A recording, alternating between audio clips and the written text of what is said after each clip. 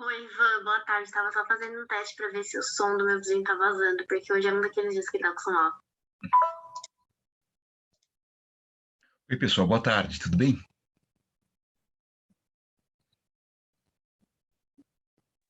Boa tarde, Boa Ivan. Boa tarde. tarde, pessoal. Bem, Boa Isabela, tarde. Fernanda, Joacil, tudo bem? Boa tarde. Olá, pessoal, boa tarde, como estão? Tudo bem? Boa tarde, Fernanda. Boa Tudo tarde, Fernanda. certo? Boa tarde a todo mundo. Prazer em conhecê-los, já umas carinhas do vídeo, né? Já estou ambientada, dei uma olhadinha nos vídeos hoje. Isabela com esse sorrisão lindo. Vamos lá. Quem que é o debatedor? Roberta Rezende. Daqui a pouco deve estar... Que eu digo, né? Eu sou boa de método, mas não sou boa de tecnologia, né? High-tech não é minha praia é escrita. E eu sou bicho do papel ainda, né?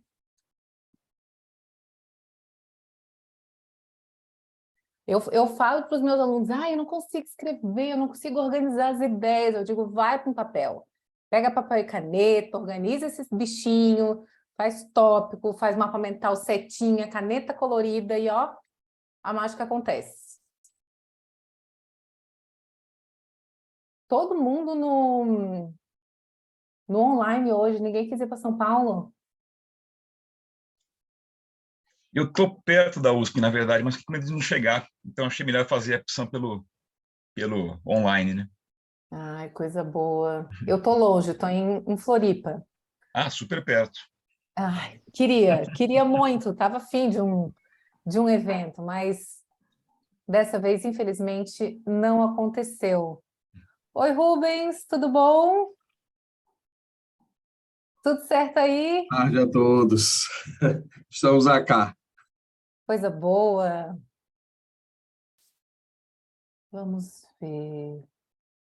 Gente, e essa debatedora assistente? Cadê essa moça para me ajudar nesses troços high-tech? Senão a gente dá um jeito e começa aqui mesmo. Deixa eu só ver. Deixa eu Do botar que para você cá. precisa, Fernanda, exatamente? Talvez eu possa te ajudar, não sei. Não, porque a coordenação do evento tem uma pessoa, né? Eu faço a moderação e tem um debatedor que faz a organização da sala, né? A gravação já está. Mas colocar os vídeos e tal, mas não tem problema, isso é coisa que a gente dá conta. Eu acho que a gente pode começar, né? E aí a gente vai... Para a gente ganhar tempo também. O lado bom, gente, é que são só três apresentações. Então, a gente tem um tempinho a mais para discutir, né? Hoje de manhã tinham 4 apresentações e a gente precisa, assim, falar, tipo, 1, 2 minutinhos sobre cada um. É muito triste, porque eu sou um bicho que fala bastante, né? Eu só queria ver se está todo mundo aqui dos artigos. O primeiro artigo, né, que é dos conceitos portais, Ivan e Isabela, Manolita não veio, vocês vão representar, né? Sim. Perfeito.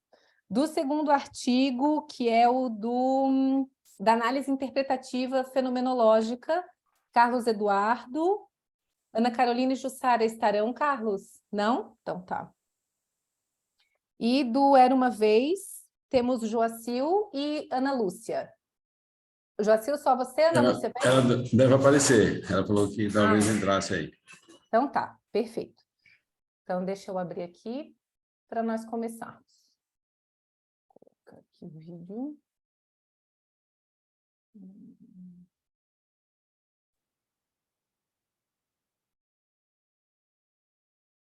Olá, esse é o nosso trabalho apresentado por 25º CNEAD. E o tema dele é a abordagem dos conceitos portais, os threshold concepts, na área de ensino e aprendizagem. Todos estão vendo o vídeo? Sim. Sim. Implicações da ideia, limitações e técnicas associadas à sua identificação. Fernanda, não está sem som. É quando a gente vai compartilhar, embaixo tem sharing sound. Né? Tu para o compartilhamento, daí tu tem que clicar quando for compartilhar. É mesmo na tela. Tá, peraí. Viu como eu disse que eu não era boa nesse troço? Achei que eu estava arrombando. Experiência de hoje pela manhã. Vamos lá, como é que eu faço, então? No share Vai screen... compartilhar, daí antes, quando você vai estar escolhendo qual é o vídeo, lá embaixo, nas opções, Share sound. tem isso. Você marca essa opção. Daí você dá certo. Ai, gente, vocês são muito mara. Vou voltar aqui, então. Olá, esse é o nosso trabalho Agora deu? Ai, gente, que tudo. apresentado para o 25º SEMEAD. E o tema dele é a abordagem dos conceitos portais, os Threshold Concepts, na área de ensino e aprendizagem. Aplicações da ideia, limitações e técnicas associadas à sua identificação. Esse é um trabalho feito com 3 autores. Nós somos Ivan Soída, Isabela de Souza e a professora Manolita Lima. Os conceitos portais, eles são os conceitos que surgiram numa pesquisa qualitativa com estudantes de universitários que tinham dificuldade de progressão. Basicamente, são conceitos no currículo disciplinar que têm uma natureza diferente dos demais conceitos, já que eles explicariam por que os estudantes travam em alguns pontos da progressão da aprendizagem e, por outro lado, em alguns momentos em que eles conseguem avançar na progressão graças ao domínio daquele conceito. Meyer e Land, então, chamaram esses conceitos de conceitos portais e marcaram algumas características que esses conceitos tinham, independentemente da área do conhecimento em que aquele conceito aparecia. Como o Ivan disse, né, esse conceito portal se diferencia dos outros por conta dessas características apresentadas por Meyer e Land. Então, Meyer e Land trazem as características transformativas, quando o aluno compreende esse conceito, a percepção dele muda, é alterada como um todo. Eles são integrativos porque eles unem conceitos entre disciplinas diferentes ou dentro de um campo disciplinar. Lineares, porque eles agem definindo territórios acadêmicos. Eles são considerados irreversíveis porque é improvável que o aluno, ao ultrapassar esse conceito portal, volte a ter o olhar de iniciante. E potencialmente problemáticos por gerar um certo incômodo aos alunos que cruzam com o conceito portal. Dentro da literatura, já existem vários conceitos portais identificados. A evolução biológica é um dos mais apresentados pela literatura por conta dela ressignificar a biologia como um todo. Então, a partir do momento que o estudante aprende significativamente o que é a evolução biológica, ele passa a compreender todo o campo disciplinar da biologia. Mas existem outras áreas que também já têm o conceito portal identificado, como a área da escrita acadêmica, como o conceito de letramento acadêmico, ciências da saúde com o conceito TOC, engenharia civil com o conceito critical flow, economia com custo de oportunidade, ciência política com poder e business communication com perspectiva. E esse nosso trabalho, então, se baseia numa investigação que é uma tese de doutorado que eu estou construindo, e a minha colaboradora Isabela me ajudou nessa primeira etapa do processo, né? Em que nós basicamente encontramos, a partir da literatura de conceitos portais, quais são os temas em que a ideia tem se desdobrado e as técnicas que permitem, então, identificar os conceitos portais nos vários campos do conhecimento. Essa, então, é a primeira investigação que vai fazer parte dessa tese, né, em construção. E, na sequência, como etapas futuras, em trabalhos futuros, os conceitos portais serão identificados para a estatística e, na sequência, isso vai gerar uma escala que vai permitir avaliar e facilitar esse reconhecimento dos conceitos portais, né?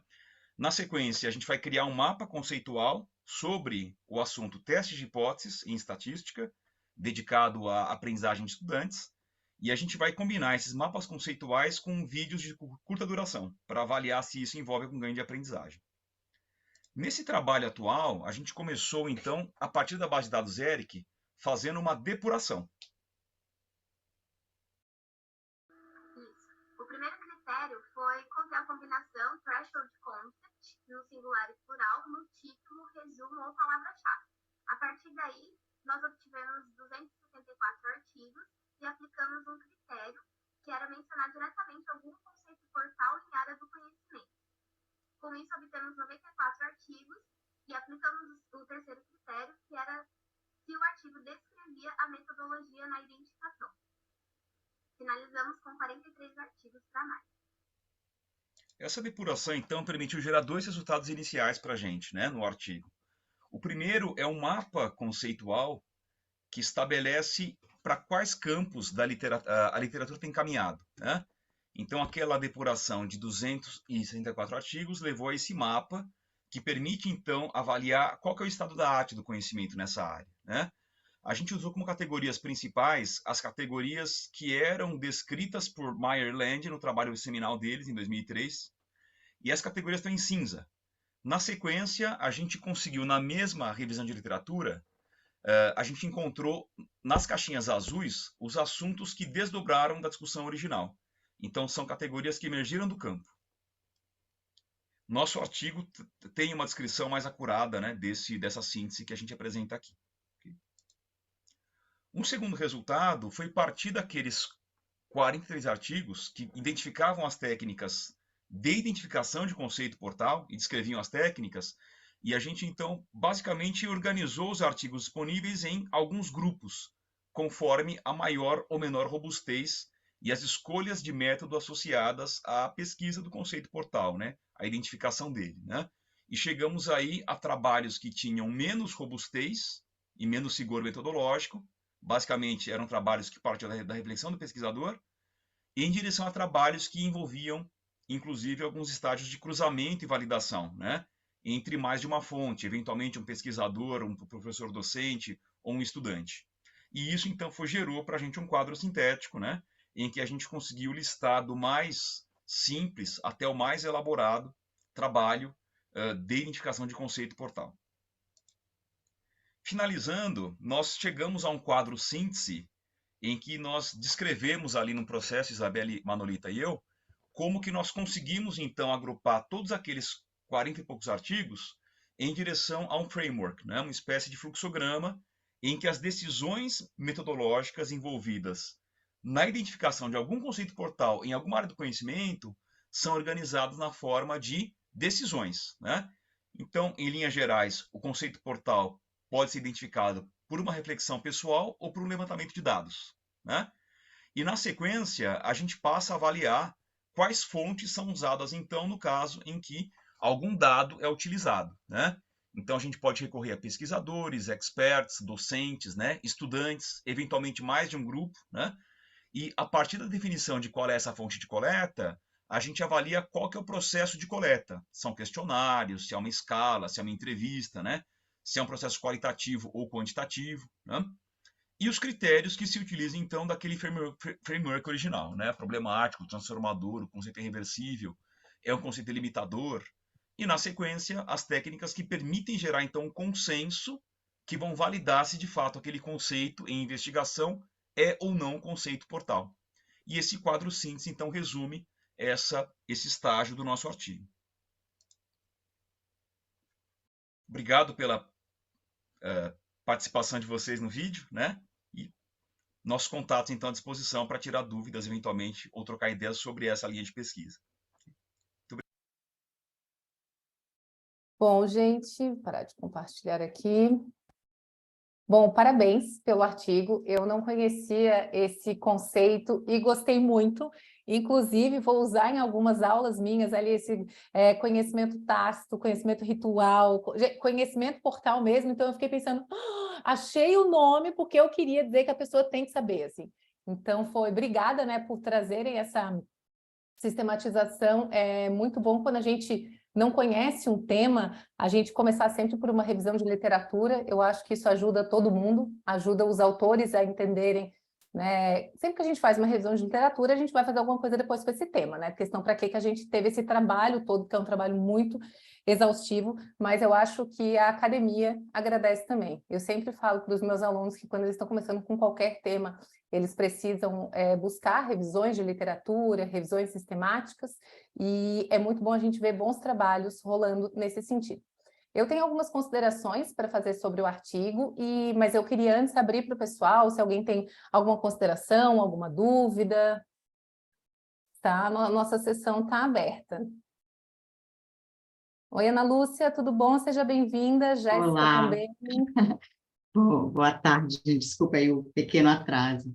Mas Imagina. aproveitando aí eu vi o trabalho dos colegas, primeiro parabenizar, eu também fiquei muito contente, né, em aprender um pouco sobre algo que a gente não tem total domínio, né, e gostei muito, inclusive, dos mapas, né, eu trabalho com metodologias ativas, então essa criatividade ou inovação que vocês trouxeram no formato de explicar nos mapas se torna ainda mais significativo, né? Eu sou muito suspeito para falar, dou aula de prática de ensino e trabalho, uma das estratégias é o mapa conceitual. Então, você vê isso dentro do artigo, tentando explicar, né, um conceito que não é tão comum, e acho que isso esclarece muito bem. Então, só parabenizar vocês pela essa ideia de trazer em formas de mapas. Legal. Vocês querem responder alguma coisa? Obrigado, Ana. Obrigado, Fernanda. Primeiro, desculpas pelo som, né? Acho que no momento o áudio do nosso vídeo ficou ruim, não tinha percebido que estava tão comprometido. Então, já peço desculpas, né, pela experiência. Sobre a questão dos mapas, eu acho que Isabela tinha essa preocupação, né? Ao longo do nosso produto acadêmico, que é, no caso, a apresentação, tanto veicular a questão conceitual dos conceitos portais, né, como uma espécie de inovação em vários campos, e agora chegando na administração, como também colocando a questão da forma, né, de que é possível usar os mapas conceituais com um altíssimo poder de comunicação, né, e de instrução num espaço pequeno, né, da folha, né. Então, acho que essa é a principal vantagem. A Isabela e eu participamos do grupo de pesquisa da USP, que é um grupo sobre mapas conceituais, né, que abarca várias áreas do conhecimento, não só administração, especialmente ciências, né, ensino de ciências, mas uma das crenças, uma das hipóteses é essa, né, de que o mapa conceitual ele consegue carregar muita informação de modo eficiente, orientada para uma finalidade num espaço muito pequeno, né. Então, acho que essa questão que a professora Ana colocou, da gente ter a preocupação de também usar essa oportunidade para disseminar os mapas conceituais nas potencialidades dele também super tem a ver com uma preocupação consciente nossa, né? E é legal ver que teve eco, né? Não, isso é muito bom, gente. Inclusive, pensando em publicações internacionais, isso é muito valorizado. Uma das coisas, aliás, que eu vou sugerir, né, já vou me atropelar aqui, seria um esquema ilustrativo para o método. Ao final do método, né, vocês encerrarem a sessão de método com um fluxograma mesmo do que foi feito, principalmente o que foi feito em 2 etapas, né? Como que foi feito isso aqui? Eu sei porque eu estou tentando, né, publicar uma etnografia e imagina, um trabalho gigante. Então, quando eu botei as etapas numa figura e mandei numa revisão, eu disse, nossa, agora a gente entende. Eu acho que isso é muito importante quando a gente tem trabalhos muito grandes e principalmente para a gente traduzir. Eu botei meu cronograma aqui, ele está enlouquecido. E para a gente traduzir, tentar levar o conhecimento científico para mais pessoas, né? Para que as pessoas vejam, né, como uma forma mais palatável o conhecimento científico. E pensando, né, no nosso processamento da informação nos tempos atuais, que a gente quer cada vez mais rápido, a nossa, né, nossa vontade de ler, a nossa capacidade de concentração está cada vez mais reduzida, né? Quando a gente encontra questões ilustradas, eu acho que isso facilita bastante e bom para a gente, né? Porque quando entendem o nosso trabalho, é uma chance de citação, né? E é isso que todo mundo quer. Bom, eu tenho algumas contribuições aqui para o trabalho. Eu gosto de fazer essas sessões pensando como que esse trabalho poderia melhorar. Se ele estivesse indo para uma revista, que pontos que eu gostaria de ver para tornar esse trabalho mais competitivo, porque a gente sabe que em revista o buraco é um pouquinho mais embaixo, né? A minha primeira consideração é a respeito da pergunta de pesquisa e a falta de um objetivo geral da pesquisa, né, do artigo. Eu sei que é parte de um outro grande trabalho, de um outro projeto, mas eu acho que a pergunta de pesquisa, eu acho que ali ela pode ser um pouquinho mais genérica, o que não significa superficial, e algo assim, ó, muito simples, que alguém que não entende nada de revisão sistemática, nunca leu desse troço e nunca leu de conceitos portais, consiga entender. Algo tipo assim, ó, como que se desenvolveu o conceito de conceitos portais até os dias de hoje? Porque é o que vocês fazem, ver como que ele começa e como que ele está hoje. E eu acho que um objetivo que eu acho que vocês devem escrever para não o que eu vou falar, obviamente, mas precisa de um objetivo para ter mais força essa introdução, algo como desenvolver um panorama, porque é o que vocês apresentam, né? A questão das ilustrações, dos mapas, do fluxograma, né? Um panorama, talvez falar de passado, presente e futuro, isso é uma coisa boa também. E uma outra ideia, não sei se faz parte do escopo de vocês, da pesquisa, mas eu fiquei sentindo falta de uma agenda de pesquisa. Porque se vocês forem ver, é que a gente já publicou no grupo de pesquisa muita revisão sistemática, então a gente já tomou muito pau em relação à revisão sistemática. E os últimos feedbacks que a gente teve é que toda revisão sistemática precisa ter como grande contribuição uma agenda de pesquisa. A partir daquilo que a gente viu, a gente mapeou um campo, vocês têm um conhecimento sobre conceitos portais que uma pessoa que simplesmente fez uma pesquisa empírica em conceitos portais não tem. Tem um conceito do campo. Então, vocês têm a faca e o queijo para dizer assim, o que pode ser feito? Quais são os caminhos? Como que eu posso usar isso aqui? Então, talvez trabalhar com esses dados que vocês já têm para completar com uma agenda de pesquisa, eu acho que permite vocês traçarem um panorama completo. Então, vocês têm o passado, vocês têm o presente, que vocês observam hoje com essa revisão sistemática, e vocês têm competência, né, para dar direcionamentos futuros. Eu acho que isso pode ajudar bastante. Ainda nessa questão da metodologia, né, pensando em revisão sistemática, eu fiquei com algumas dúvidas sobre o processo de revisão sistemática.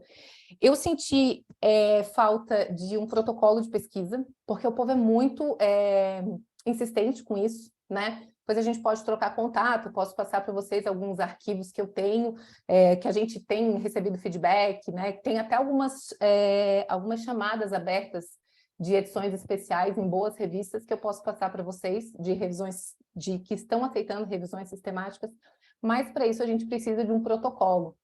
Às vezes, na maior parte dos casos, a gente fez tudo que um protocolo manda, que a gente tem um passo a passo, só que a gente precisa dizer qual foi o protocolo que você seguiu e a gente precisa estruturar isso. Não é muito, eu acho que não é uma questão, isso vale para todo mundo, né? Nem de ver se, você fez ou você não fez, porque todo mundo acaba fazendo. É uma questão de facilitar a compreensão do leitor. E quando a gente facilita a compreensão do leitor, a chance dele aprovar é maior, né? E aí eu fiquei, porque essa é uma conferência de administração, eu fiquei pensando, por que vocês escolheram só essa base, Eric? Por que não abrir para uma Web of Science, uma Scopus, né? Tem uma barrista, né? Cadê a administração aí no negócio? Até pensando na utilização dos conceitos portais em diferentes áreas do conhecimento. Fiquei pensando, será que se a gente não jogasse em várias áreas, a gente não ia conseguir ver quais são as limitações, quais são, né, as vantagens, onde que já é usado, onde é que tem potencial? O que vocês me dizem? Porque vocês vão receber essa pergunta de um revisor, tá? Você quer responder, Isabela? Tranquilo? Então, Fernanda, nós fizemos uma checagem, né? Porque a preocupação nossa justamente era conseguir alguma amplitude, né? Só que a base ERIC é especializada em educação, né? No primeiro momento, era uma escolha natural para a gente, né? De qualquer modo, nós fizemos uma verificação. A gente não colocou isso no artigo que foi submetido, mas havia muita aderência entre os achados em uma base e em outra, né? Então, foi uma preocupação nossa cruzar com o resultado do Web of Science e, aparentemente, havia muita aderência, né? Um dos pontos técnicos, que até um ponto que a gente não conseguiu alinhar em tempo hábil, né, para submeter o artigo, é que tem alguns conceitos com o mesmo nome em outras áreas, entende? Áreas que não tem nada a ver com educação, fisiologia, por exemplo, né? São limiares de ativo neuronal, né? E isso dá muito eco, entende? Na questão da filtragem, né? Então, para chegar à depuração que nós queríamos... Talvez isso possa colocar um filtro como, por exemplo, para as ciências sociais, sabe? Que eu estudo experiência de consumo. Às vezes, quando eu coloco só experiência, vem cá, experiência num hospital, experiência com a droga X, PTO, sabe? Então, talvez filtrar por isso pode ser uma também. Sim, perfeito. Agora, você imagina que se nós fizermos um filtro, né? E esse filtro, a gente mostrar que tem uma aderência muito grande com a Web of Science, por exemplo, com a Scopus, por exemplo. Você imagina que isso seria satisfatório para um parecerista, por exemplo? Já fazendo uma consultoria com você? Eu acho que a gente precisa colocar, eu acho que é importante que vocês coloquem todo o percurso. Eu já fiz revisão sistemática que, tem, assim, 300 artigos iguais, sabe? De uma amostra de 400. Você disse, foram achados, sei lá, 350 na ERIC e foram achados 312 na Web of Science e foram encontrados X duplicados. Então, somando tudo, temos, sei lá, 500 artigos. É uma coisa, assim, muito simples, mas, em uma linha tu resolve algo que vão te perguntar.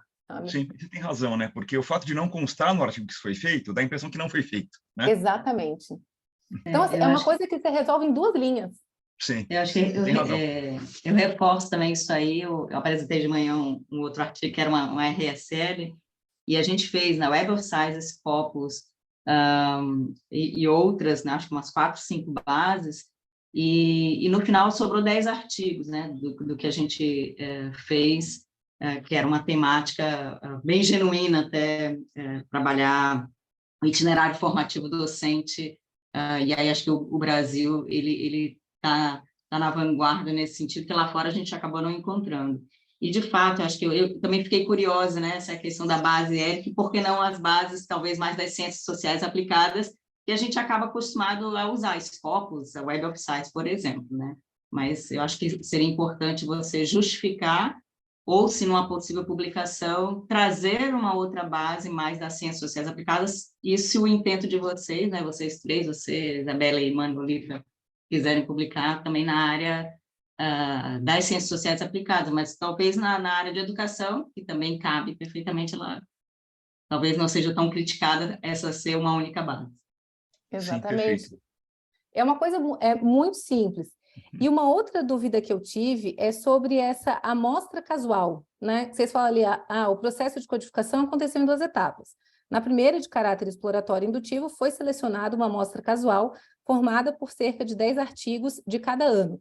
Eu fiquei em dúvida na questão da amostra casual, porque não é uma expressão comum, né, nos protocolos de revisão sistemática. E como é que esses 10 artigos foram incluídos? Porque num protocolo a gente é cobrado para que coloque quais são os critérios de inclusão e exclusão. Eu acho que nesse ponto, é um ponto bom que você colocou, que está mal fraseado, de fato mesmo, na versão do artigo, né? O que nós fizemos lá, Fernanda, foi que nós começamos com uma base menor, né? Mesmo na base ERIC, para tentar encontrar algumas categorias do processo de categorização, né? Que poderiam gerar para a gente as categorias, né? Só que a gente percebeu que havia não havia muita variedade e pouca padronização, poucas categorias uniformizadas, né? Então a gente fez uma outra estratégia, que é o que o artigo reporta, né? A gente preferiu recomeçar o processo do zero, com a base agora maior, só que ao invés de eleger as categorias a partir dessas amostras casuais, né, de 10 artigos por ano, a gente optou por fazer com a base integral dos artigos, né, aqueles 260 e pouco, e no lugar das categorias que emergiam do campo direto, a gente optou por fazer as categorias com base no artigo original, no artigo seminal da área. E aí, esse artigo seminal da área que orientou a nossa taxonomia, né, nossas categorias do processo de classificação, né? Então, acho que no final a gente é uma etapa que assessorou a primeira, mas foi mais porque ele deu errado, entende? Sim. Não, isso às vezes é importante colocar, mas quem corrige revisão sistemática é muito crica com decisões arbitrárias, entendeu? Sim, Decisões que não são baseadas num protocolo, que você pode incluir ou excluir alguma coisa de forma indevida.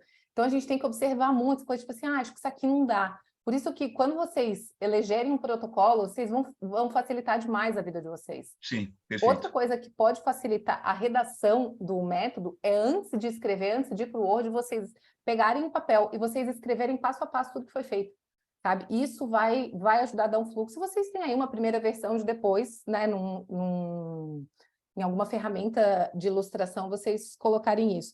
Mas isso é bem importante identificar.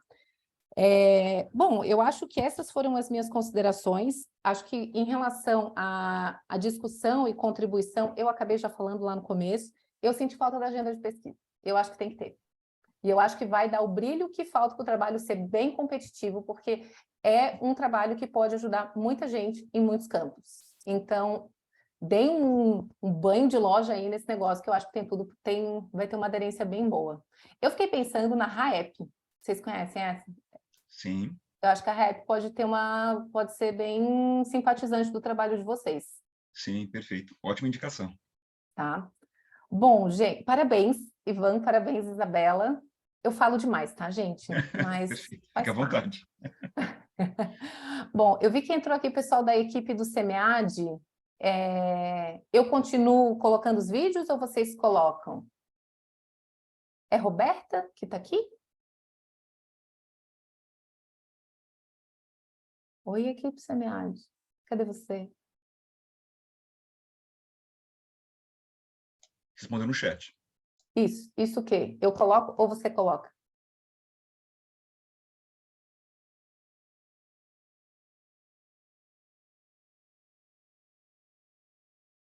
Você coloca aí, você está com o artigo 2 na mão, que é o desenhar de um trajeto para a compreensão das experiências e vivências no trabalho por meio da análise interpretativa fenomenológica. Bora, então. Do Carlos Eduardo.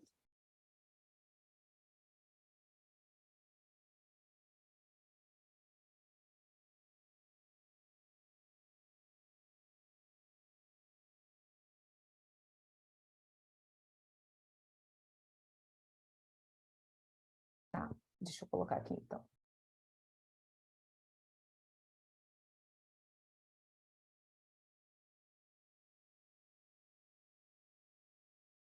Olá.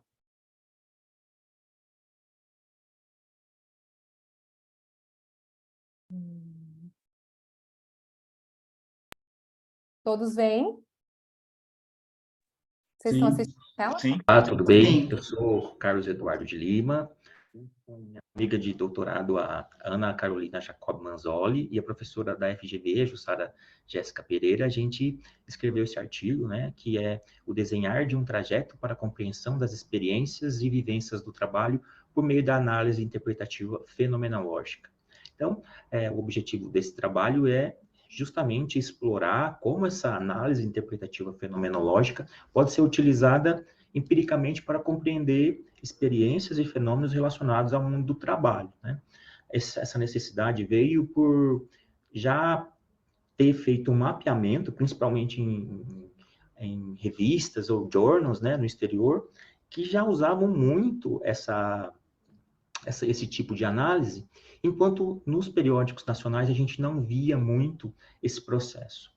Outra coisa também é que, geralmente, os passo a passos, que é compreender todas as etapas do procedimento da análise, da análise fenomenológica interpretativa, ele não estava muito exposto nesses artigos. Então, a gente trouxe essa proposta, né, por meio de um artigo empírico com trabalhadores do sistema prisional, para a gente ver, né, e trazer também esse passo a passo para que os pesquisadores brasileiros tenham acesso a uma espécie de guia, né, caso se interessem e gostem do processo que ela possibilita. Então, essas são as 4 bases do conhecimento que dão sustentação para a análise fenomenológica interpretativa. Então, a gente tem aqui a experiência, né? Ela não está preocupada com causa e efeito, ela está preocupada com um ato em si e como a pessoa atribui significado a esse ato.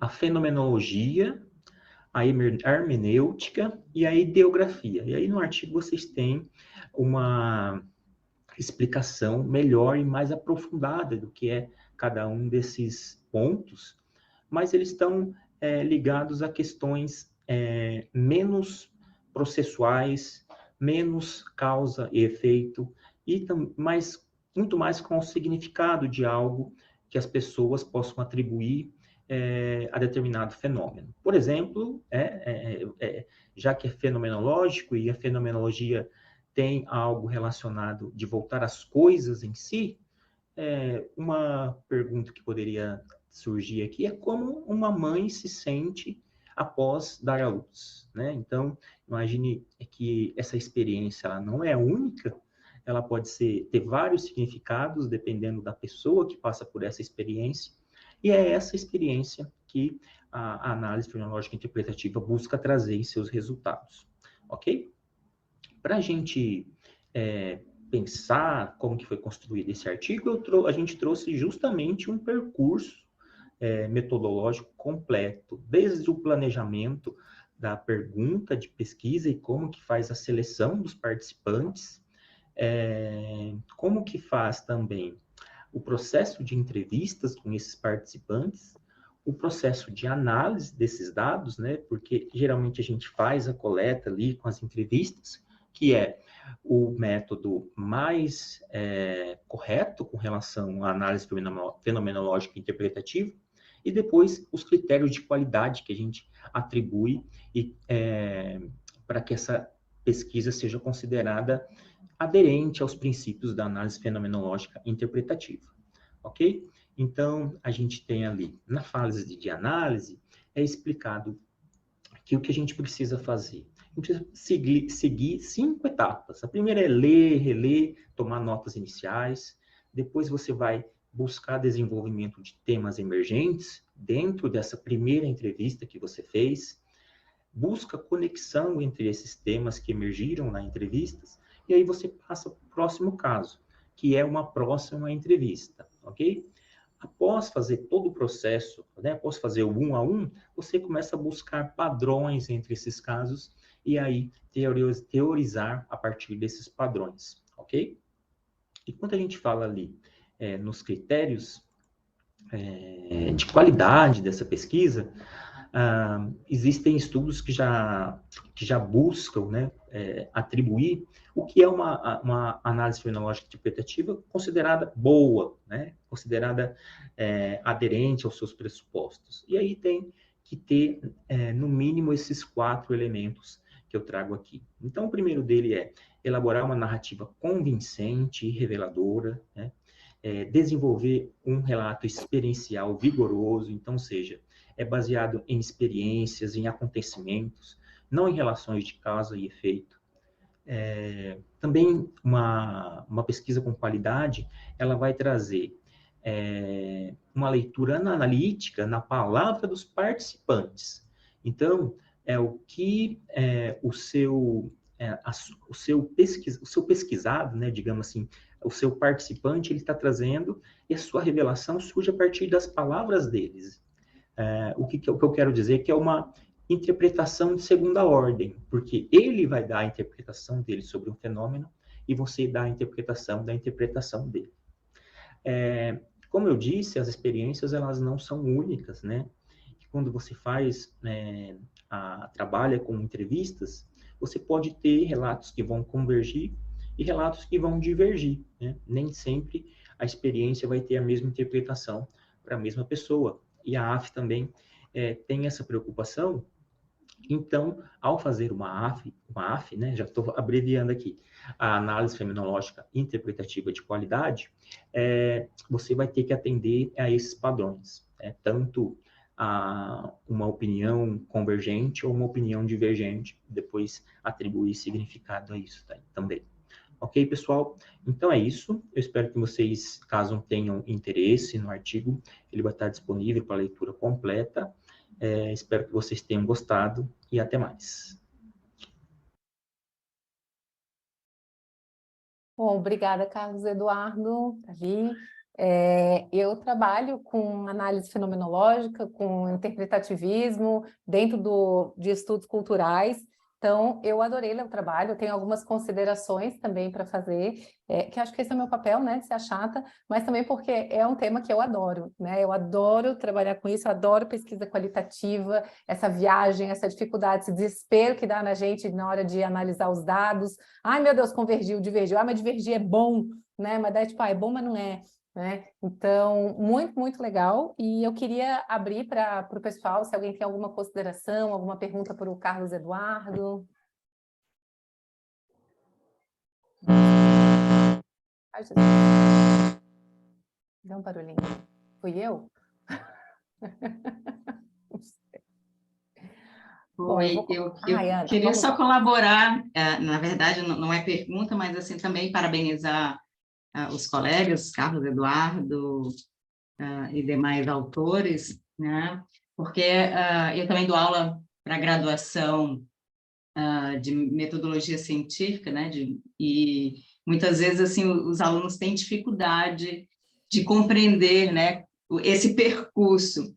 E quando você traz mesmo para uma pesquisa qualitativa da abordagem fenológica, você também procura, né, e eu acho que tem o cuidado, os autores, de trazer pelo menos essa exemplificação. Então, isso ajuda muito, né, a gente encontrar num documento as perguntas orientativas, né? Do tipo, como é que eu vou conduzir a entrevista, as questões de aprofundamento, né? E isso também, acho que para os nossos orientandos de mestrado e doutorado, isso ajuda bastante.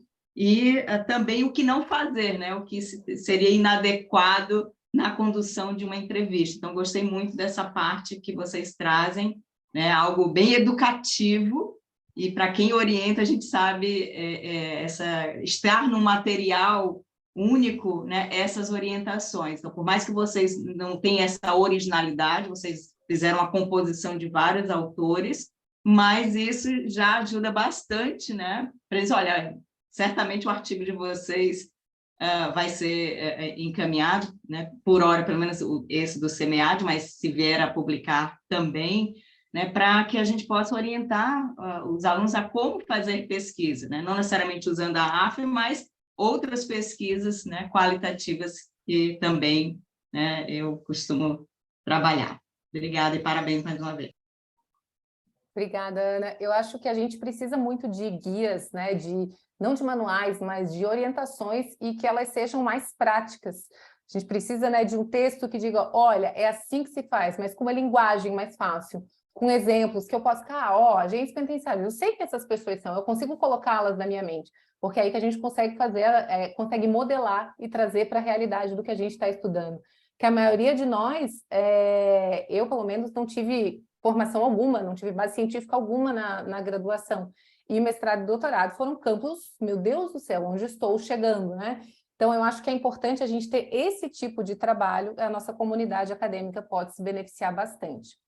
E pensando nisso que a Ana falou, eu encontrei alguns pontos que podem te ajudar a dar esse quê de originalidade, né? Mostrar assim, olha, o meu trabalho é muito mais do que um trabalho descritivo, né? Que apenas diz, resumi, e tal, botei autor, isso, aquilo, muito mais de uma conversa entre autores e dá um pouco mais de corpo. Então, eu fiquei pensando nisso, né? Como que a gente traz originalidade?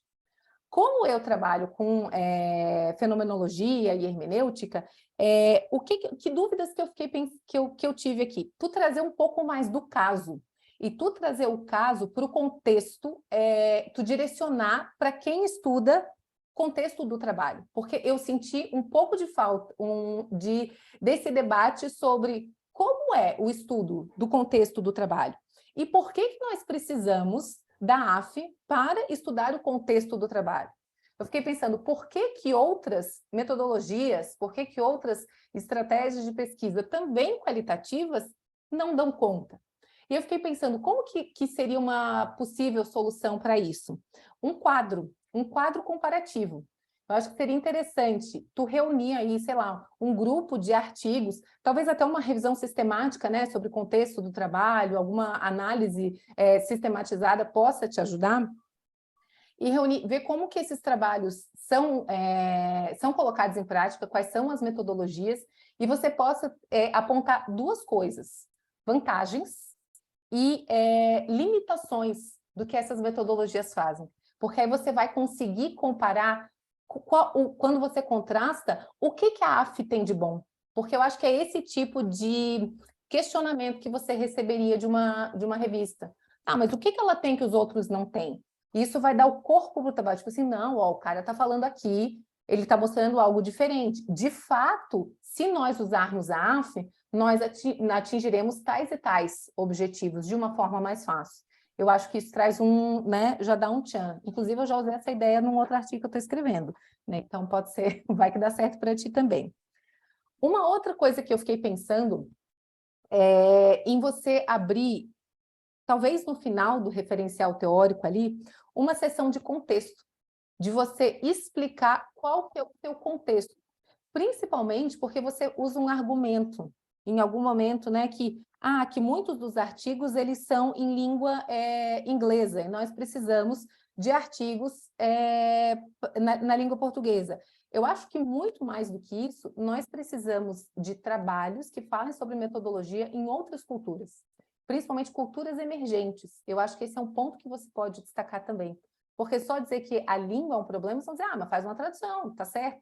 Não, além da tradução, nós precisamos as peculiaridades do contexto que nós estamos falando. Eu não posso comparar agentes penitenciários na Inglaterra e agentes penitenciários no Brasil. Então, para dar um corpo para o teu trabalho, talvez você possa abrir uma sessão de contexto. Nós, nos estudos de consumo, nós falamos em contexto do contexto. Não sei se você já ouviu essa expressão. Por exemplo, assim, qual que é o meu contexto? Agentes penitenciários. Esse é o meu contexto. Mas qual que é o contexto deste contexto? No trabalho. Exatamente. Então, como que é essa população no Brasil? Como que esse grupo ele é recebido? Como que ele é tratado? Quais são os valores? Quais são os significados? Quais são as percepções? Como é que essa galera, sabe, quanto que ganha? Como que vive? Que tudo isso vai influenciar as experiências que eles têm. E isso, principalmente, o periódico internacional adora esse tipo de comparação cultural. Então, acho que dá para a gente engordar para coisas bem interessantes aqui. Eu acho que essa questão do contexto te ajuda bastante. E aí, trazendo essa questão do contexto, eu fiquei sentindo falta de ver mais como que a pesquisa foi colocada em prática, entendeu? Por exemplo, quais foram os desafios dos pesquisadores, não só o resultado, as possíveis perguntas, mas como que foi construir, como que foi o processo, principalmente na hora da análise. A nossa comunidade acadêmica, ela precisa de muita ajuda em relação a como analisar dados, principalmente como analisar dados qualitativos. Então, talvez até utilizando o recurso, né, que os outros autores usaram no artigo anterior, esquemas, sabe? Como é que a gente faz? Primeiro você faz esse passo, esse outro passo, que dificuldades vocês tiveram, como foram as entrevistas, como é que foi entrevistar? Uma coisa bem qualitativa mesmo, sabe? Eu acho que isso pode ajudar bastante e esse tipo de coisa é muito bem-vinda, é muito desejada pelas revistas. E eu acho que com isso a gente consegue uma originalidade saindo de um estudo descritivo com cara de resumo, tipo, putz, você está com cara de artigo de disciplina, tá bom, mas vamos fazer um teste para um relato empírico com potencial de publicação. Não sei se faz sentido para ti, Carlos Eduardo, porque aqui eu estou num lugar muito fácil, privilegiado de cuspir ideia, né? Imagina, Fernanda, antes de mais nada, eu queria dizer que sou seu fã, te sigo no Instagram. Ai, obrigada! Até mandei uma foto nossa aqui lá para você. Ai, quero, depois eu vou ver. Gente, eu sou blogueira também, tá? Olha só, blogueirinha científica. Faz total sentido, né? Essa é a segunda rodada de evento desse artigo. A primeira foi lá no Enampad, ele estava bem cru, aí já pegamos as informações de lá e trouxemos para cá. Só explicar um pouquinho. Eu sou agente penitenciário, né? Faço doutorado na GV e sou agente penitenciário. E essa questão do contexto, da cultura, é porque eu e a Ana, a gente está utilizando essa metodologia, então a gente fez algo parecido porque a gente está escrevendo algo parecido.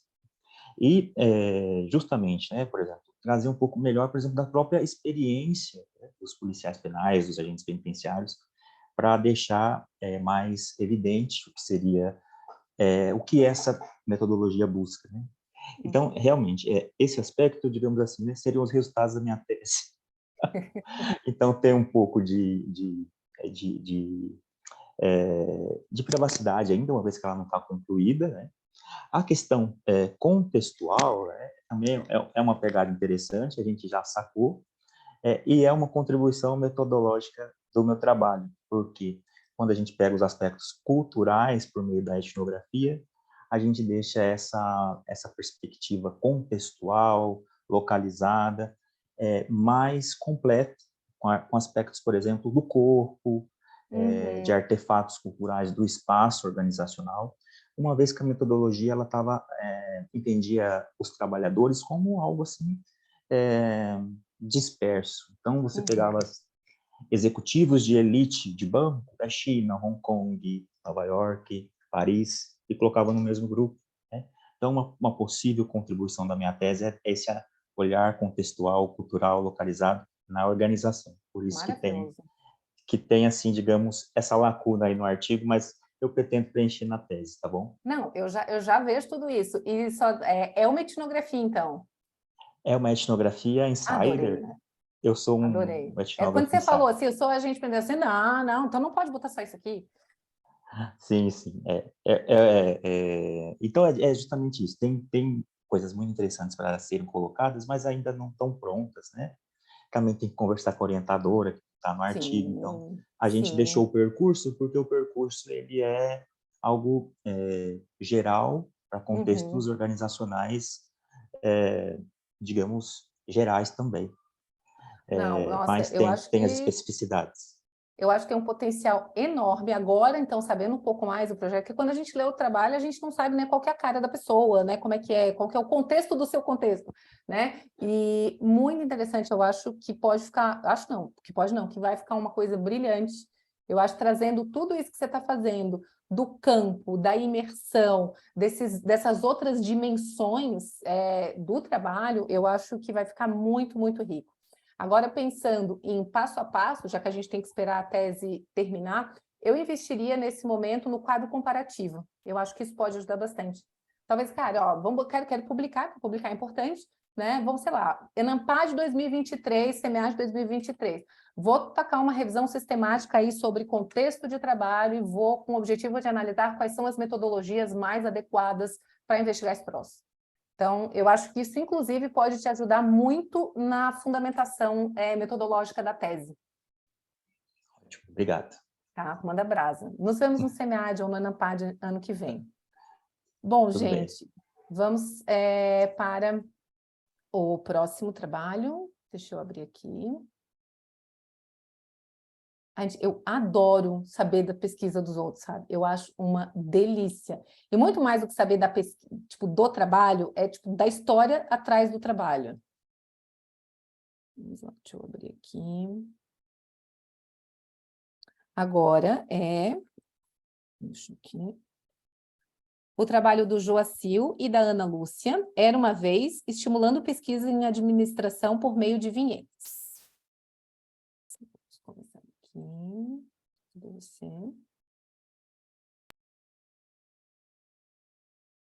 Olá, pessoal. Eu sou Joacil Carlos e junto com a professora Ana Lúcia, nós trazemos aí o artigo intitulado Era uma Vez, estimulando pesquisas em administração por meio de vinhetas. Nós somos do programa de pós-graduação em administração da Universidade Federal da Paraíba. Pois bem, a nossa perspectiva é sobre o tipo de dado que o pesquisador pretende coletar, construir. Então, ele torna-se determinante na elaboração da ferramenta que vai ser utilizada. E aqui, neste artigo, a gente vai colocar a ferramenta como sendo a vinheta. E nós pretendemos, ao longo do artigo, responder quais são os aspectos que os pesquisadores em administração devem considerar no momento da construção ou utilização dessa vinheta. O objetivo do artigo ele é discutir e disseminar o uso da vinheta como ferramenta de coleta de dados nas pesquisas em administração. Apesar do uso frequente na área de saúde, então, alguns autores colocam aí que a vinheta ela é pouco utilizada nas pesquisas em administração. Então, o debate, né, que tem na literatura sobre o uso dessa vinheta em pesquisa em administração, ele ainda está muito no início. E aí, nesse artigo, a gente pretende discorrer um pouco mais, tanto na forma de construção da vinheta, como na utilização da vinheta nas pesquisas em administração. Então, o que seriam vinhetas? Então, elas são estímulos que vão retratar os elementos da realidade e os participantes são convidados e inspirados a responder. Elas compreendem simulações de eventos reais que retratam situações hipotéticas. E elas podem se dar em textos, em imagens, notícias, folders, músicas, podcast, vídeo, campanha publicitária, então uma infinidade de opções aí para utilização de vinhetas, tipos de vinhetas que podem ser utilizados. O nosso enfoque maior do artigo é na construção dessa vinheta. A gente dividiu ali em 3 fases, né, que a gente chamou de fase preparatória, a fase de elaboração e a fase de aplicação, que é onde o pesquisador, a pesquisadora deve se deter mais. Então, na fase preparatória, né, além de toda aquela fase da pesquisa, fase inicial da pesquisa, a gente coloca aí que o ideal é ter familiaridade com o contexto em que os participantes estão inseridos, né? Precisa revisar a literatura para identificar outros estudos que analisaram fatores semelhantes, verificar a disponibilidade de vinhetas que possam ser utilizadas na sua pesquisa. E aí, naturalmente, fazer uma adaptação dessas vinhetas para começar a fase seguinte, que seria a elaboração das vinhetas. E aí, nessa elaboração, entrevistar especialistas, entrevistar pessoas que tiveram experiências similares às que serão analisadas na pesquisa, definir o formato, né, o tipo mais adequado da vinheta, desenvolver, naturalmente, as vinhetas, submeter as vinhetas, né, a um pré-teste, aí, a apreciação dos especialistas, naturalmente, corrigir e ajustar, se for o caso, a redação dessas vinhetas. E na aplicação e análise, realizar um pré-teste com um conjunto de pessoas em condições similares à da pesquisa, né, para verificar se as vinhetas estão captando os objetivos da pesquisa, corrigir, se for o caso, as vinhetas para que elas se adaptem aos objetivos da pesquisa e definir se essas vinhetas elas vão ser aplicadas de forma remota ou de forma presencial. Então, a gente vai deixar para fomentar melhor o debate aí ao longo da apresentação, né, discutindo com todos aqui as formas de debate das vinhetas, né? Naturalmente, aqui os 8 minutos não seriam suficientes para a gente debater todo o artigo.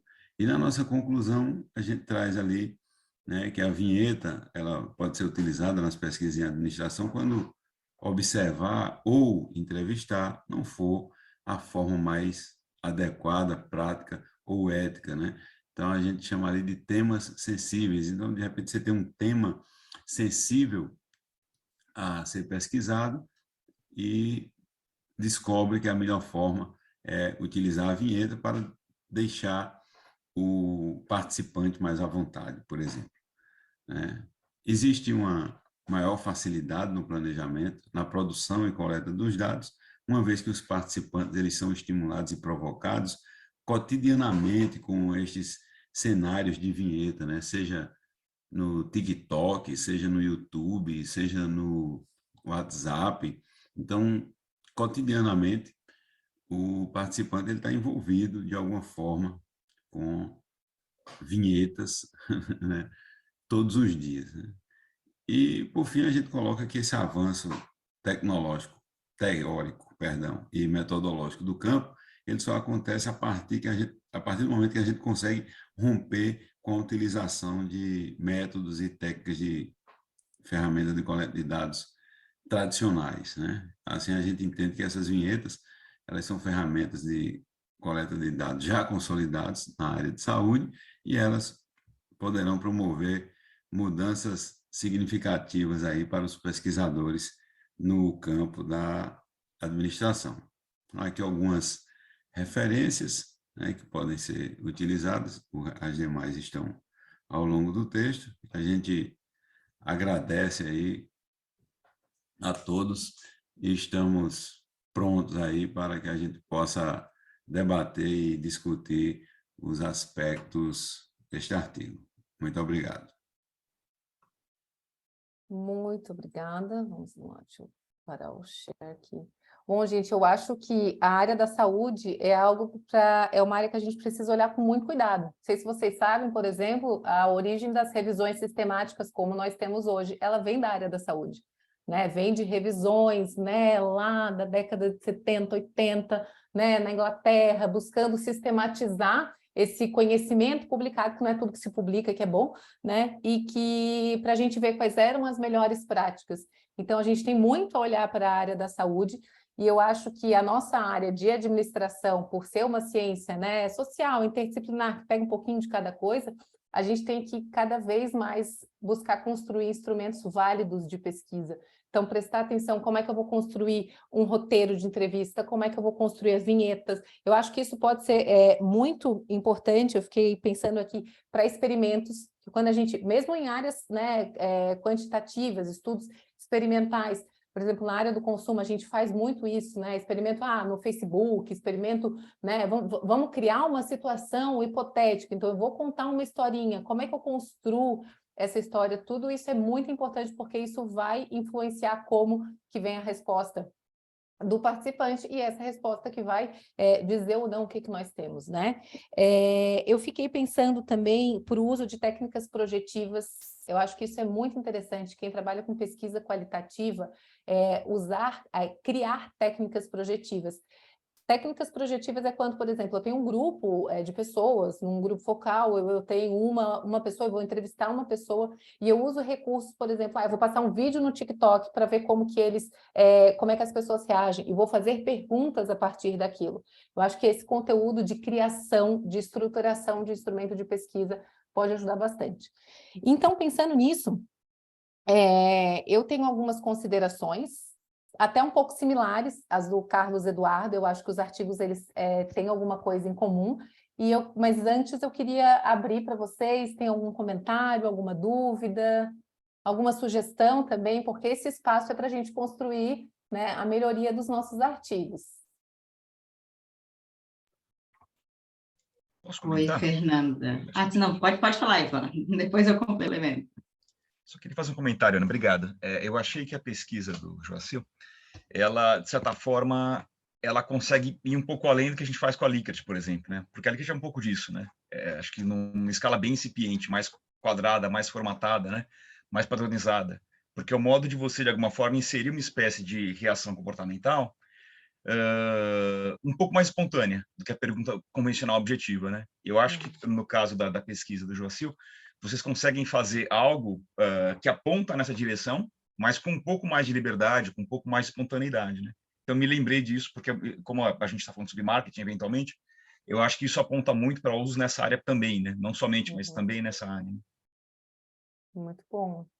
Carlos Eduardo, você queria comentar? Oi, gente. É um comentário, e acho que até é um pouco, às vezes é um pouco óbvio. Eu acredito que a perspectiva de vinheta que foi trazida é aquela do método completo, que você usa a vinheta, né, para ver a percepção, às vezes comparando, entregando algo, mas também tem uma possibilidade de usar a vinheta quanto método, que são as vinhetas etnográficas.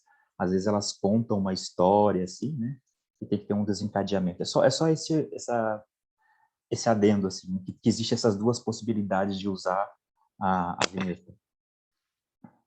Sim, certamente. Eu só vou esclarecer aqui para contextualizar também, né? Porque o papel ali não diz muita coisa, às vezes, né? Então, na verdade, eu oriento o Joacil, né, no doutorado, e a vinheta vai ser a contribuição metodológica da tese dele, né? A gente trabalha com a fenomenografia, né? Trazer a concepção de um fenômeno. E a gente está agregando a fenomenografia às vinhetas. E, a princípio, né, é uma ousadia também que a gente está tentando buscar, são as vinhetas visuais, que pode ser no estilo de stop motion, né, ou de HQs, né, como a gente também trabalha aí, estimulando as metodologias ativas. Então, para analisar o fenômeno dele, que ele vai estar trabalhando com a responsabilidade social universitária, e ele vai lidar com gestores, reitores, pró-reitores, diretores de centro. Então, por ser um tema, não que seja sensível, mas vai lidar com gestores que pode ser sensível e eles não ficarem tão à vontade com perguntas padrões. Então, gerou essa ideia, né? Eu propus para eles, por que não usar as vinhetas, né? Para além do método da fenomenografia, trazer isso, né? Porque eu também trabalho com entrevistas fotográficas, por exemplo, mas eu queria trazer algo diferente, né? E aí lancei aí o desafio para o Joacim, então ele foi em busca, né, de fazer um RSL sobre vinhetas, fazer um levantamento para chegar, mas não, ao invés da RSL a gente escrever, por que não, né, trazer um passo a passo norteador, porque a gente também percebeu essa dificuldade de não ter um documento que nos orientasse. Então, já que a gente não tem essa lacuna, então vamos nos ajudar e ajudar os outros também, nesse sentido. Então, foi daí que surgiu, né, a ideia desse artigo, das vinhetas, mas é que isso faz parte de um trabalho maior, que é da tese dele, né, como uma inovação e contribuição metodológica juntando a fenomenografia. Não, é muito, muito bom saber o contexto dos trabalhos, porque daí a gente começa a entender algumas dúvidas que a gente teve, né? Por isso, né? Só que quando a gente manda para uma revista, a gente não tem essa oportunidade, né? Então, é aquilo que está escrito. Então, por isso que precisa ser um texto, assim, mais claro e mais completo possível, porque, tipo, às vezes a gente vai dizer assim, mas era óbvio, não estava subentendido, não pode estar nada subentendido, né? Essa é a questão, a gente tem uma única chance de agradar os revisores.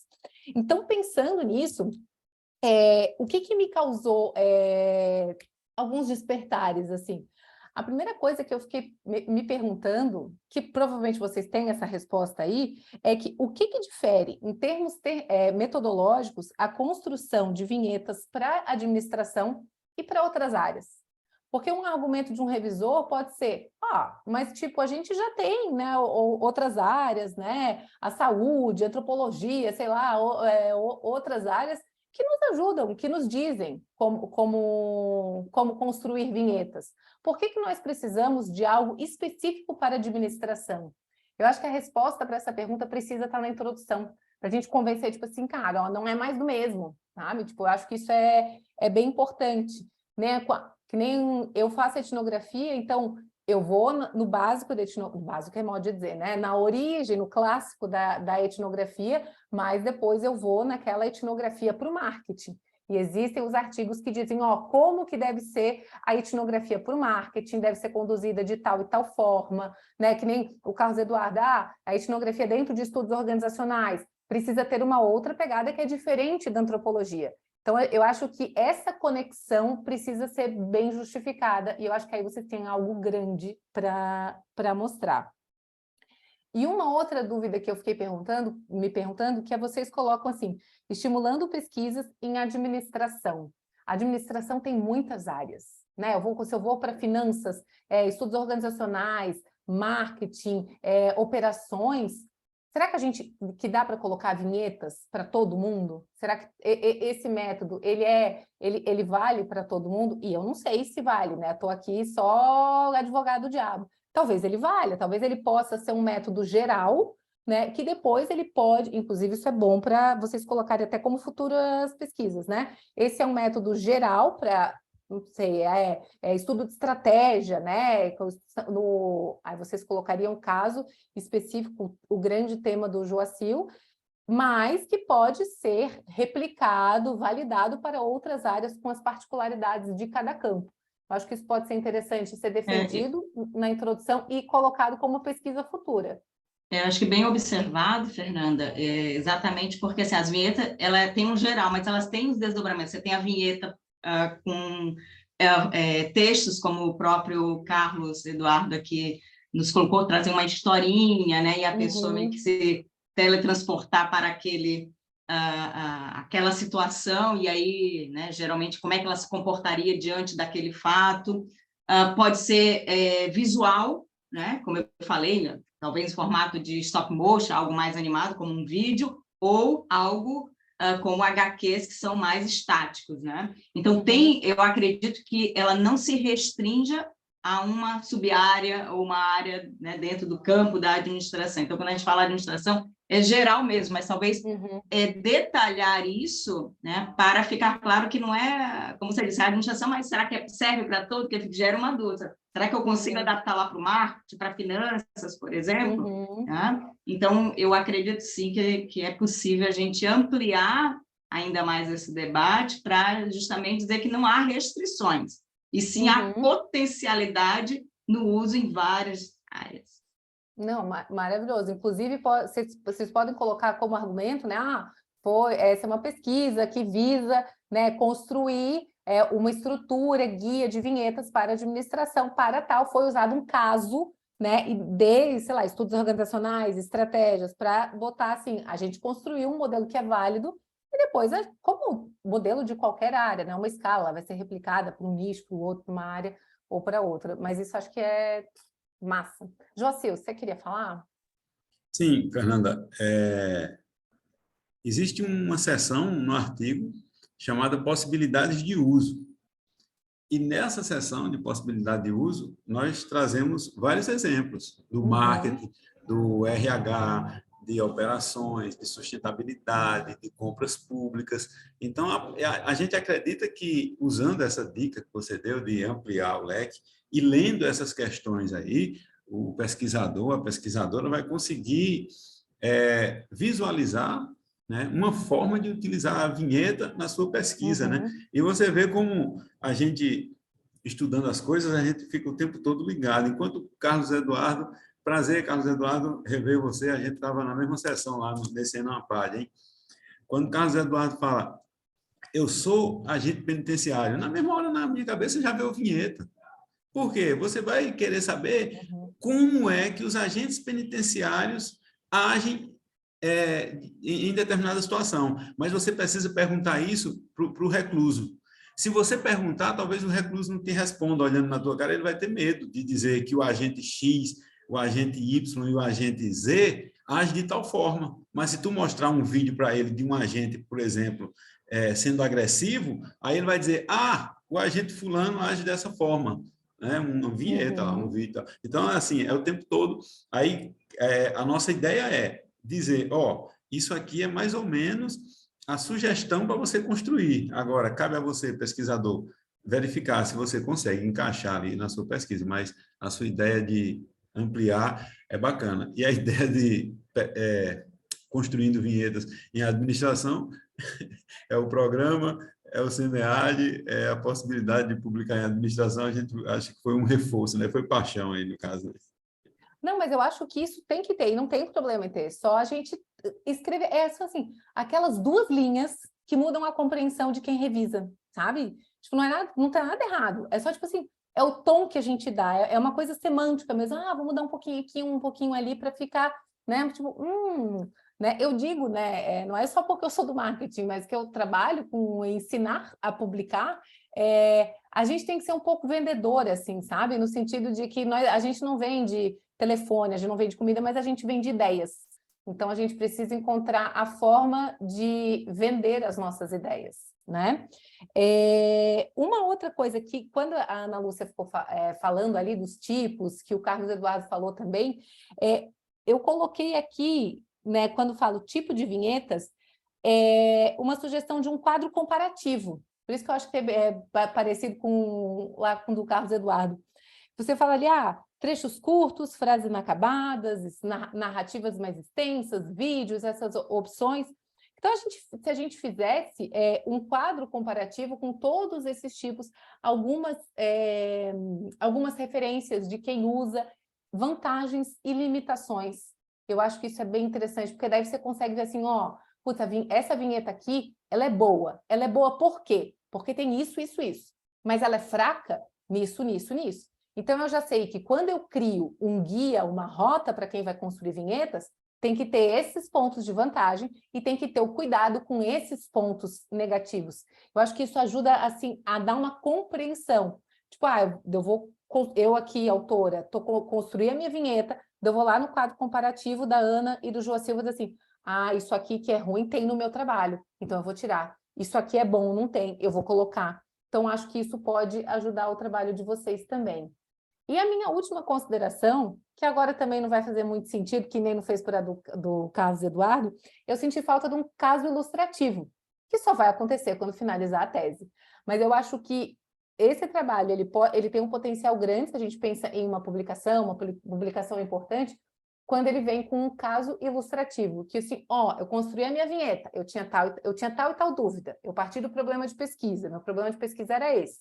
Aí, era responsabilidade social. Aí eu pensei nas pessoas, e a partir das pessoas eu pensei nas vinhetas. Como que eu pensei, como que eu construí, como foi a primeira versão, quantas edições teve.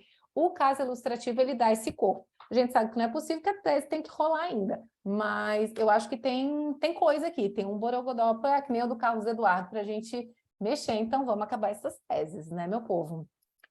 Mas as minhas considerações eram essas, eu achei muito, muito, muito bons, muito parecidos em termos de essência, e eu acho que a gente precisa desse tipo de trabalho, mesmo. Eu passo, assim, os meus dias escutando pessoas que não sabem coletar dados e analisar dados.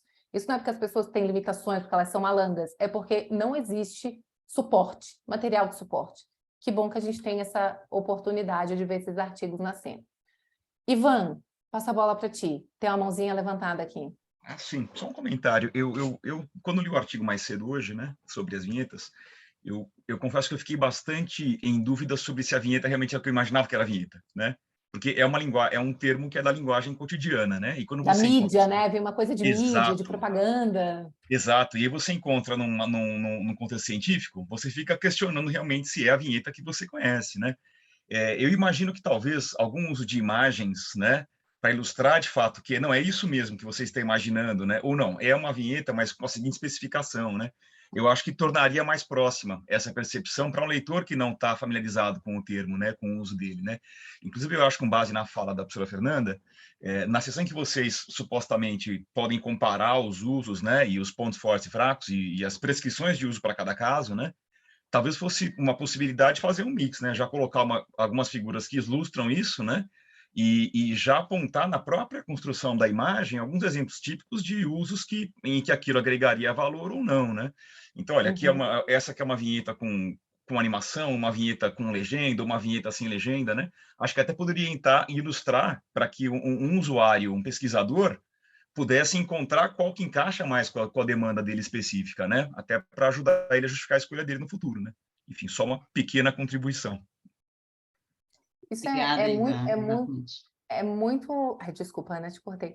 É muito interessante as palavras que, às vezes, a gente usa no senso comum de uma forma, né? E a gente vai descobrir, por exemplo, quando eu comecei a estudar marketing, eu descobri que aquilo que na televisão todo mundo fala de merchan, do merchandise, não é merchan, aquilo é placement, aquilo é outra coisa.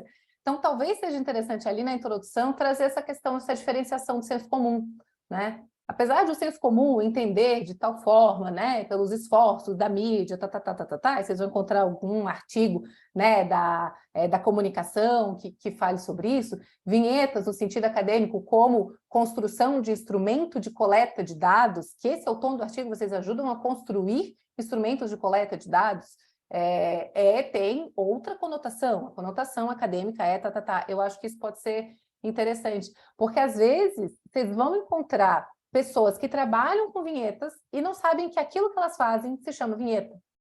Então, isso pode dar um tom, tipo assim, eu faço isso, posso citar o artigo deles. Então, pode ser interessante, muito... Uma coisa vai costurando a outra, né?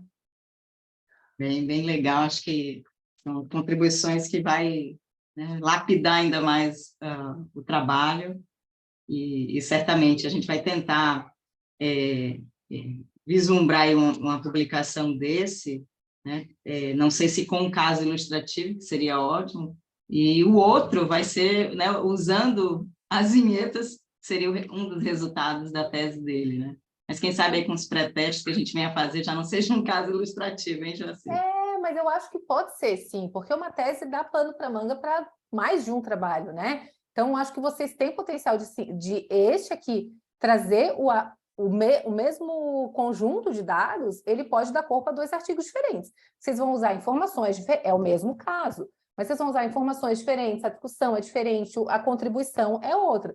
Então, acho que vocês podem, sei lá, mesmo mesmo quando vocês estão começando, cara, o pré-teste eu já vi que aqui eu tenho elementos para fazer o meu caso ilustrativo. Já dá corpo. Mesmo que depois vocês agreguem mais entrevistas, sei lá, no artigo, nesse artigo, que a contribuição maior é metodológica, vocês podem utilizar, sei lá, 10 gestores numa parte da pesquisa. E depois a tese continua e tal, sei lá, no final vocês fizeram 18 entrevistas. E o artigo final da tese, com os resultados da análise a partir das vinhetas aplicadas, aí você faz essa diferenciação. Eu acho que é bem possível isso. E aí isso vai dando gás, né? E à medida que vocês vão costurando um artigo, vai dando insights para o final. Eu acho que Com certeza. vocês têm muita coisa boa aí.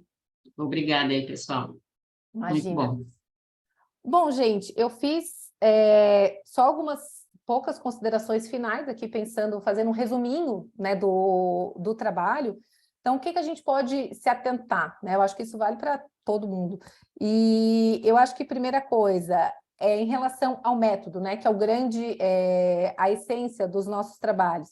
A gente precisa ter um domínio da nossa abordagem, mas quando a gente vai defender a nossa abordagem, a gente precisa também beber um pouquinho nas outras abordagens para que não fique um artigo apaixonado, entendeu? Tipo assim, aquela cara, eu entendo muito disso aqui, então isso aqui é vida e todo mundo tem que fazer isso aqui. Não, a gente tem que encontrar limitações e vantagens de outros métodos para que a gente possa, de fato, defender por que o nosso é bom, porque nós seremos cobrados por isso. Um outro ponto essencial, que eu acho que é para qualquer tipo de artigo, não só os que foram debatidos aqui hoje, é mostrar o que a gente tem de diferente do que já foi publicado. Eu acho que é isso que dá força. Eu acho não, é isso, né? A gente é cobrado por isso. Qual que é a contribuição? Precisa ter uma contribuição para o nosso campo. E quando a gente vai para a contribuição metodológica, a régua é muito mais alta. Porque o que a gente constrói aqui vai ajudar a construção de outros artigos empíricos. São instrumentos que vão ser usados por outras pessoas. Então, a nossa responsabilidade é muito grande quando a gente faz isso. Então, acho que isso é importante também. E aí deixar claro como que os métodos usados em outras áreas se adequam ou não ao nosso contexto. Acho que tem muito a ver com a discussão que a gente teve ali no da Ana, do Joacil. Isso é bem importante, mostrar limitações, vantagens. Eu tenho um aluno que às vezes, mas eu tenho medo de ir lá na outra área e descobrir que eu não tenho mais uma lacuna, né? Eu tenho medo de ir lá na antropologia e descobrir que o que eu estou dizendo aqui não serve para nada, porque alguém já falou isso. Não, aí você vai pegar aquilo, você vai partir daquilo. Melhor ainda, vai mostrar que você tem mais corpo, que você tem mais bala na agulha, a gente vai partir daquilo. Lembrando sempre, só para fechar, que lacuna, todo artigo, vocês precisam catar uma lacuna e vocês precisam assim, escancarar a lacuna de vocês na introdução. Por que isso aqui não foi feito? Por que isso aqui é importante? E lacuna, não, eu lá no Instagram sou uma pentelha, né, da lacuna. Porque eu sei que se não tiver isso, ninguém não passa, né? Lacuna não é só o que não foi feito. A gente dizer que o nosso trabalho é importante porque ainda não foi feito não é suficiente. Porque ele não foi feito. E por que ele é importante para a área? Joguem muito glitter nisso, porque é aí que o avaliador vai dizer, tem algo aqui, sabe? Bom, gente, essas foram as minhas considerações. Eu adorei ler os trabalhos. A minha cabeça pirou, assim, eu já queria assim, meu Deus do céu, me dá esses Word que eu já quero escrever mais um monte de coisa junto, sabe? Eu vou deixar meu contato aqui, se vocês precisarem de mim, de algum material, né, trocar alguma ideia. Eu adoro falar sobre esse tipo de coisa, tanto que eu abri o Instagram para isso, né? Eu adoro falar de pesquisa. E foi um prazer estar com vocês e espero muito ver os artigos de vocês publicados, que a nossa comunidade precisa. Vou abrir agora para vocês. Querem fazer algum comentário? Obrigada, Fernanda. Também te seguimos, né? Os meus alunos, a gente sempre recomenda as dicas, são essenciais. Obrigada. Né? Que bom. E eu sou fruta aí da UFSC, da casa, então tenho coisa muita boa. paixão. Minha filha está estudando aí. Que legal, então, aqui pertinho. Exatamente. Então, mas obrigada, acho que parabenizar os demais autores, também tenho uma paixão, né, por essas inovações, por essas temáticas, né, por essas partes metodológicas. Então, acho que são 3 trabalhos aqui, também fiquei muito contente, né, de ver cada um deles, dos outros 2, também trazendo essa contribuição para nós pesquisadores, né, porque a gente fica carente, né, desses norteadores durante a pesquisa. Então, parabéns a todo mundo. Obrigada, gente. Eu acho... Sorana, Ana, você pode compartilhar seu contato? Isabela pediu ali no chat. Eu tomei a liberdade de também colocar o arquivo no ar, para quem quiser ver a imagem com mais resolução, já que passou rapidinho no vídeo, né? Perfeito. Isso é bom. Eu vou deixar o meu e-mail aqui.